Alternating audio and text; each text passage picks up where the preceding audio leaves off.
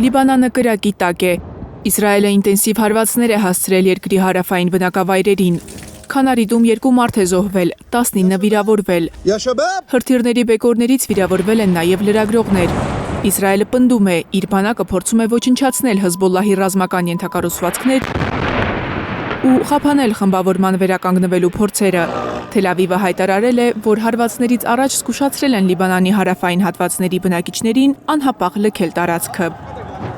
Զահրանի քաղաքում իսրայելական անօդաչուն ճամփեզրին կայանած մի մեքենա է ոչնչացրել։ Մեկ մարդ էլ այնտեղ է զոհվել։ AFP լրատվական գործակալությունը հայտնում է, որ իր թղթակիցներից մեկը տարածքում է եղել։ Նա բեկորներից վիրավորվել է։ Լիբանանի նախագահը դատապարտել է Իսրայելին քաղաքացիական բնակչությանը թիրախավորելու համար։ Ջոզեֆ Աունի խոսքով, սա 2 տարի առաջ ամերիկյան միջնորդությամբ կնքված Իսրայել-Հեզբոլլահ համաձայնագրի խախտում է։ Իսրայելը կրկին համակարգված ագրեսիայի քաղաքականություն է վարում ավիահարվածներ հասցնելով լիբանանյան գյուղերին։ Այս վարքագիծը վերահաստատում է, Իսրայելը հրաժարվում է կատարել ռազմական գործողությունների դադարեցման մասին համաձայնագրով ստանձնած պարտավորությունները։ Լիբանանյան բանակը հայտարարել է, եթե Իսրայելն իսկապես ուզում է զինաթափել Հեզբոլլահը,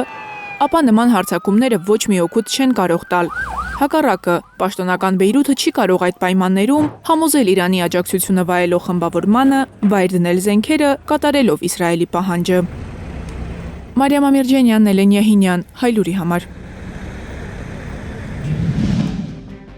Հայաստանում եւ աշխարհում տեղի ունեցող իրադարձությունների մասին առաջինն իմանալու համար բաժանորդագրվեք մեր ալիքին, սեղմեք զանգակը, որ բաց չթողնեք ամենահրատապը, ամենակարևորն ու հետաքրքիրը։